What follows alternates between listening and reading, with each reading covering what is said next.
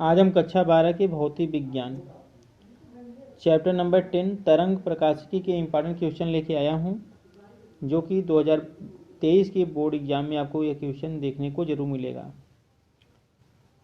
यहाँ पे देखिए काफ़ी इम्पॉर्टेंट क्वेश्चन इस चैप्टर से बनते हैं, जैसे हाइगेंस के द्वितीयक तनिकाओं का सिद्धांत हुआ, व्यतिकरण विवर्तन हुआ, यंग के दो स्लिट हुए। तो वो सब इम्पॉर्टेंट क्वेश्चन है। जो भी इम्पॉर्टेंट क्वेश्चन बन रहे हैं इस चैप्टर से, मैं हर चैप्टर वाइज 4 से 5 क्वेश्चन दे रहा हूँ। तो जो भी क्वेश्चन चैप्टर वाइज बन रहे हैं, आप अगर उनका रिवीजन करते हैं तो आपको ज़रूर सफलता मिलेगी अच्छे मार्क्स के साथ।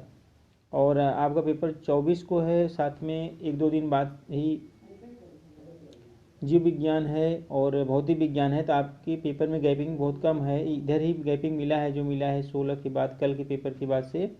तो आप तीनों सब्जेक्ट साथ में पढ़ते रहिए, टाइम टेबल बना लीजिए, 2-2, 3-3 घंटे तीनों सब्जेक्ट को टाइम दीजिए, इंग्लिश को भी और भौतिक विज्ञान और जीव विज्ञान, क्योंकि उधर जाके भौतिक विज्ञान और जीव विज्ञान के लिए समय कम मिलेगा, इसलिए तीनों आप साथ में पढ़िए।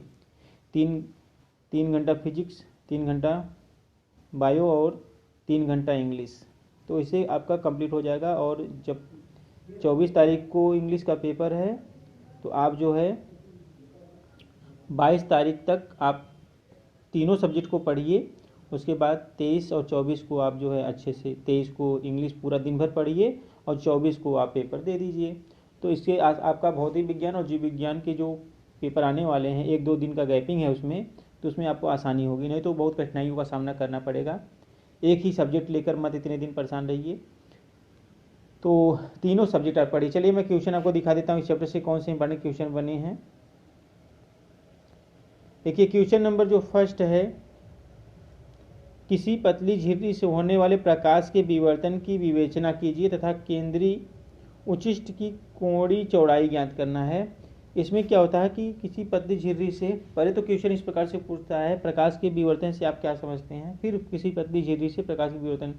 तो आप जानते हैं प्रकाश का जो विवर्तन होता है, अवरोध या द्वारक के किनारों पर प्रकाश का मुड़ना प्रकाश का विवर्तन कहलाता है। ये आप अच्छी तरीके से जानते हैं। तो एक पतली झिर्री से प्रकाश का विवर्तन फिगर की सहायता से आपको उसको दिखाना होता है। तो एक क्वेश्चन आपको इस प्रकार से करना है। फिर यंग के द्विस्लिट प्रयोग में दीप्त अथवा अदीप्त फ्रिंज की चौड़ाई W के लिए सूत्र उत्पादित करना है। आप लोग पढ़े होंगे, W = होता है capital D lambda upon D small d। ये है W के लिए सूत्र, ये सूत्र आपको निकालना होगा। यह है काफ़ी इंपॉर्टेंट क्वेश्चन है ये पतली झिर्री के क्वेश्चन नंबर 1 और दीप्त और अदीप्त, ये समझ लीजिएगा, आप लोग छोड़िएगा बिल्कुल मत, समझ लीजिए परीक्षा में आया ही आया है। उसके बाद देखिए क्वेश्चन नंबर 3, जो भी मैं वीडियो के स्टार्टिंग में चर्चा कर रहा था, हाइगेंस के द्वितीयक तनिकाओं के सिद्धांत।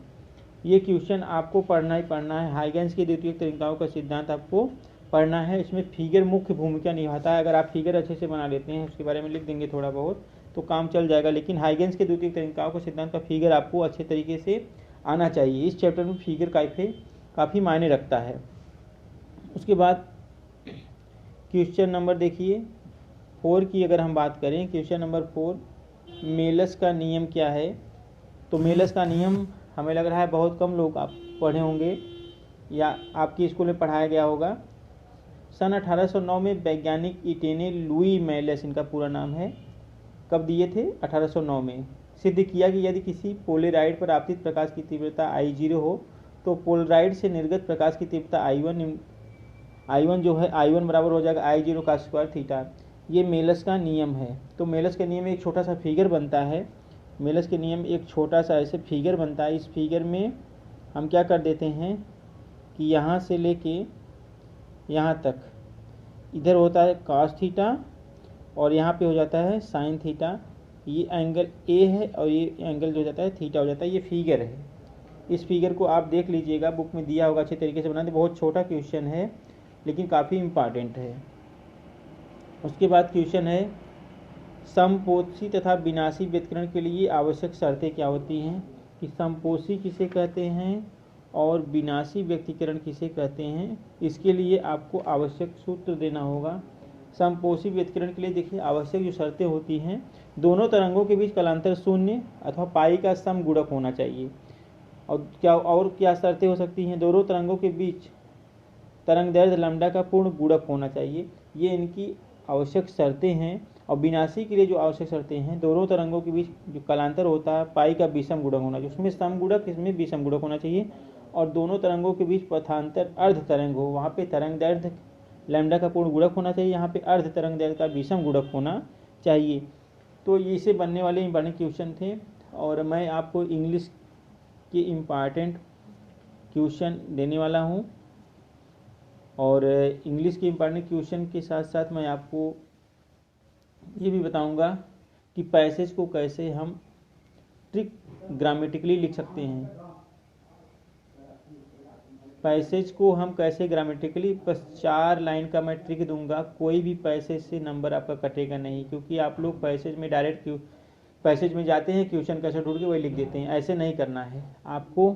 मेरे ट्रिक के माध्यम से, जैसे मैं ट्रिक बताऊंगा, 4 लाइन का ट्रिक है, वो 4 लाइन के ट्रिक आप अगर अपना लेते हैं तो आपका पैसेज से एक भी नंबर नहीं कटेगा, ग्रामेटिकली पूरा लिखा जाएगा। तो उसको मैं ज़रूर बताऊंगा, क्वेश्चन आंसर दूंगा। सेंट्रल आइडिया किसका, कौन कौन से सेंट्रल आइडिया लर्न करने हैं। आपने देखा हिंदी के पेपर मैंने जीवन परिचय दिया था और उनमें से जीवन परिचय आया था। बहुत ही कम मैं जीवन परिचय दिया था, उसमें से आपको हिंदी का जीवन परिचय मिला। इसी प्रकार से मैं इंग्लिश के important question, central idea, passage लिखने का तरीका, लेटर कैसे लिखते हैं, कौन कौन से लेटर ज़्यादा इंपॉर्टेंट हैं, उनको बता देंगे तो आप अच्छे से पढ़ लेंगे। आपको कोई दिक्कत होने वाली नहीं है। धन्यवाद।